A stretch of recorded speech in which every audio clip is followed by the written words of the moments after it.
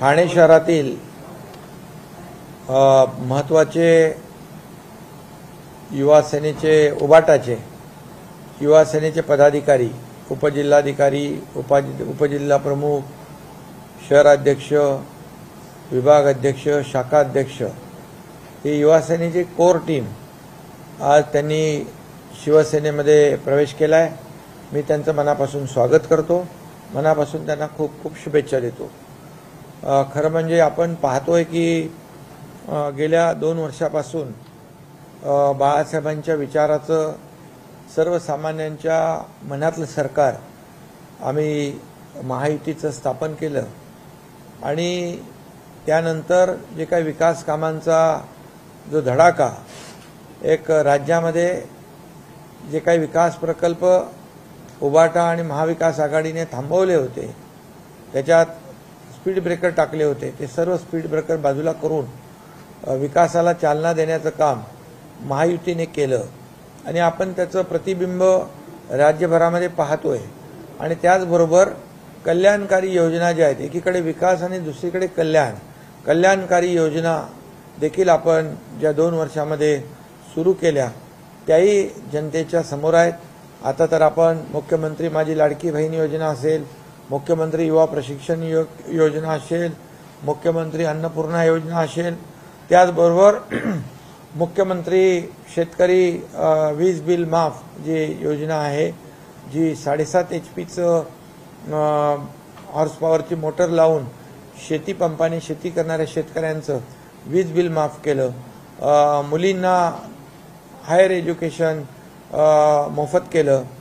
या सर्व योजना ज्या आहेत, योजना आपण ज्या योजना केल्या त्या योजना सर्वसामान्यांच्या हिताच्या योजना केल्या आणि म्हणूनच राज्यभरातून गेल्या 2 वर्षामध्ये 50 आमदार असतील, 13 खासदार असतील, हजारो शेकडो नगरसेवक असतील, जिल्हा परिषद सदस्य असतील, लोकप्रतिनिधी असतील आणि लाखो शिवसैनिक या राज्यातले शिवसेनेमध्ये प्रवेश करतायत आणि एक विश्वास ठेवून या ठिकाणी त्यांना माहीत आहे की विकास आणि कल्याणकारी योजना या आपल्या राज्य सरकारने केल्यात आणि बाळासाहेबांच्या दिघेसाहेबांच्या विचारांची शिवसेना आहे आणि म्हणून ते सर्वजण या ठिकाणी त्यांचा जो काय ओढा आहे तो आपल्या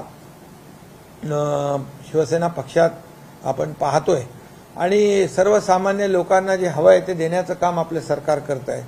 म्हणूनच 7-8 महिन्यापूर्वी झालेल्या ग्रामपंचायतीच्या निवडणुकीमध्ये पहिल्या नंबरला भारतीय जनता पार्टी, दुसऱ्या नंबरला आपली शिवसेना आणि उबाटा किती नंबरला होती माहीत नाही मला, पण मुंबईमधले पण मुंबई महापालिकेतले सिटिंग नगरसेवक 50 आज शिवसेनेमध्ये आतापर्यंत आलेले आहेत आणि म्हणून आज ठाणे शहरातली युवा कार्यकारिणी जी आहे युवा सेनेची ती संपूर्णपणे या ठिकाणी शिवसेनेत दाखल झाली। मी त्यांचं मनापासून स्वागत करतो आणि हे जे काही विश्वास ठेवून जे लोक सोबत येत आहेत त्या सगळ्यांना धन्यवाद देतो।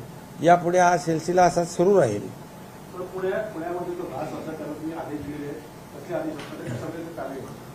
जे पुण्यामध्ये आपण पाहिलं की धरणाचं पाणी आणि कॅचमेंटमध्ये पाणी हे पाऊस जो जास्त पडला, मावळमध्ये जवळपास 250 मिलीमीटर पडला, मुळशीमध्ये 170 मिलीमीटर पाऊस पडला आणि डॅममध्ये पण आणि कॅचमेंट एरियात पण सगळीकडे जोरदार पाऊस झाल्यामुळे मोठ्या प्रमाणावर लोकांच्या घरात पाणी गेलं, दुकानांमध्ये पाणी गेलं आणि आता पाऊस ओसरल्यानंतर जे मी सकाळी पाहत होतो टीव्हीमध्ये की मोठ्या प्रमाणावर घाणीचे साम्राज्य आणि चिखल या ठिकाणी पाहायला मिळाला। त्यामुळे कुठली रोगराई होऊ नये म्हणून मी तात्काळ जिल्हाधिकारी पुणे आणि दोन्ही महापालिकांचे आयुक्त आणि विभागीय आयुक्त या सर्वांनाच निर्देश दिले की सर्व टीम त्या ठिकाणी लावा, लोकांना मदत करा। त्याचबरोबर BVG आणि सुमित एंटरप्राइजेसची लोक जवळपास 1000 लोकांना देखील मी त्यांची मदत घेण्याच्या देखील सूचना दिलेल्या आहेत, जेणेकरून तिथल्या नागरिकांच्या घरामधले झालेलं चिखल, आलेली घाण आणि ते रस्ते, गल्लीबोळ या सगळ्याच ठिकाणी जे काही चिखलाचं साम्राज्य तिथे पाहायला मिळालं ते तात्काळ शेवटी नागरिकांना हे सगळं साफ करणं प्रत्येकाला त्याला अवघड आहे आणि म्हणून त्यांच्या मदतीला प्रशासनाने उभं राहावं आणि त्यांना मदत करावी आणि त्यांचं जीवन पूर्ववत करावं यासाठी मी सूचना दिल्या. मुंबई गोवा आणि मुंबई नाशिक या दोन्ही रस्त्यांचा मी काल आढावा घेतला आणि त्यांना सूचना केलेल्या आहेत की गणपतीपूर्वी हे रस्ते चांगले झाले पाहिजे. कोकणात जाणाऱ्या लोकांना त्यांची गैरसोय होऊ नये, दिलासा मिळावा यासाठी मी स्वतः बैठक घेतली आणि मी त्यांचं कामाचा आढावा सातत्याने घेत राहीन आणि मी वेळ पडल्यास व्हिजिट देखील करेन.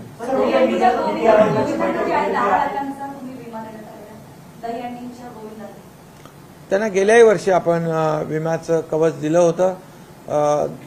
गोविंदा एक थरारक थर लावतात आणि त्यामध्ये काही गोविंदा जायबंदी जखमी होतात, काय दुर्दैवाने काही लोकांचा मृत्यू होतो आणि म्हणून शासनाने गेल्या वर्षापासून विम्याची कवच देण्याचं ठरवलं, निर्णय घेतला, ती पॉलिसी आणि त्याप्रमाणे आम्ही लागू केले.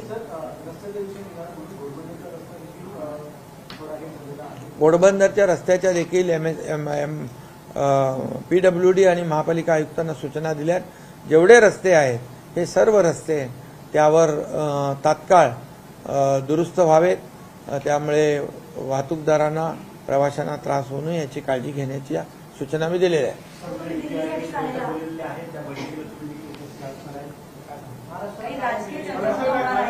नाही, उद्या नीती आयोगाची दरवर्षाप्रमाणे जी बैठक असते त्याप्रमाणे बैठक आहे. सर्व राज्याचे मुख्यमंत्री असतात, आदरणीय प्रधानमंत्री, गृहमंत्री आणि इतर संबंधित मंत्री असतात आणि त्याप्रमाणे उद्या मीटिंग आहे. त्यामध्ये देखील महाराष्ट्रामध्ये जे आपण काय केलेलं आहे, ज्या योजना केलेल्या आहेत किंबहुना आपल्याला जे काही सहकार्य हवं आहे त्याची तिथे मी नक्कीच भूमिका घेईन. जो वित्त विभाग आहे तो असं म्हणतोय की लक्षात घेतलेला आहे 446 कोटीचा बोजा जो आहे तो वित्त विभागावर बसला असा व्यक्त केला. प्रशासन म्हणून, सरकार म्हणून आम्ही ज्या योजना जाहीर केलेल्या आहेत, मग लाडकी बहीण असेल, अन्नपूर्णा योजना असेल, शेतकऱ्यांचं वीज बिल माफ असेल, मुख्यमंत्री युवा प्रशिक्षण योजना असेल, हे सर्व पैशाची तरतूद आम्ही केलेली आहे. कोण अधिकारी काय बोलतो त्याची तर आम्ही माहिती घेऊच आणि परंतु सरकार म्हणून ही जबाबदारी आमची आहे आणि ज्या योजना आम्ही केल्यात याचे पैसे आमच्या लाडक्या बहिणींच्या खात्यामध्ये आणि त्याचबरोबर शेतकऱ्यांना त्याचा लाभ, युवकांना त्याचा लाभ देण्याचं काम सरकार करेल आणि सगळी पैशाची तरतूद केलेली आहे. आता लाडकी बहीण जी आहे ही लाडकी बहीण योजना जेव्हा आम्ही सुरू केली त्याच दिवशी सावत्र भावांच्या पोटात दुखू लागलं आणि त्यांना कळेन असं झालं काय करायचं आणि मग म्हणाले लाडक्या भावाचं काय. आम्ही लाडक्या भावासाठी पण योजना केली, मुख्यमंत्री युवा प्रशिक्षण योजना 6,000, 8,000, 10,000 हे अनपेक्षित आहे त्यांच्यासाठी आणि म्हणून त्यांना हे पचनी पडत नाही आहे. शेतकऱ्यांना कसे काय वीज बिल माफ करता, कारण त्यांनी कधी केलं नाही आणि आम्ही केलं. त्यांना वाटलं नव्हतं की या योजना एवढ्या होतील आणि म्हणून त्यांच्या पायाखालची वाळू सरकलेली आहे आणि जे काही प्रतिसाद जो राज्यामध्ये आमच्या भगिनींचा मिळतोय या योजनेला, त्यामुळे त्यांना पराभव डोळ्यासमोर दिसू लागला आहे. त्यामुळे या योजनेलाच विरोध करू लागलेत. आता म्हणून माझ्या लाडक्या बहिणींना मी सांगून ठेवतो, ह्या सावत्र भावांपासून सावधान राहा. हे तुमच्या योजनांच्या विरोधात आहेत. ही तुम्हाला योजना मिळू नये. माझ्या युवकांना आणि युवतींना जे स्टायपंड आम्ही देतोय ते मिळू नये म्हणून ह्याच्यात खो घालण्याचा प्रयत्न त्यांनी चालवलेला आहे. परंतु सरकारने घेतलेली भूमिका स्पष्ट आहे, ठाम आहे. जे सरकार जे बोलतं ते करतं आणि जे होणार आहे तेच आम्ही बोलतो. त्यामुळे विरोधकांना त्यांना उत्तर माझ्या लाडक्या बहिणी आणि माझे लाडके भाऊ नक्की देतील. लाडक्या मुलापेक्षा लाडकी बहीण आणि लाडका भाऊ केव्हाही चांगला आहे. आगामी विधानसभा निवडणुका महायुती एकत्र लढेल असं सगळेजण म्हणतात. मात्र एका ठिकाणी नारायण राणे अशी भूमिका मांडतात की भाजपने 288 जागा लढाव्यात. ठीक आहे, ते प्रत्येक पक्षाचे पदाधिकारी असतात, त्यांचं वैयक्तिक मत असू शकतं. परंतु महायुती मजबूतीने लढेल आणि मजबूतीने जिंकेल. आणि आम्हाला ज्या 2 वर्षामध्ये केलेले जे काही विकासाचं काम आणि या कल्याणकारी योजना याच्या कामाची पोचपावती जनता देईल.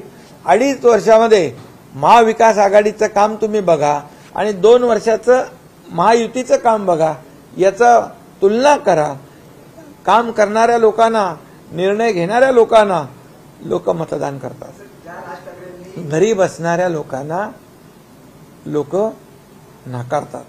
त्यामुळे येणारा काळ तुम्हाला दिसेल आणि आम्ही केलेल्या कामाची पोचपावती विधानसभेत दिसेल आणि या पुन्हा एकदा महायुतीचं सरकार या राज्यामध्ये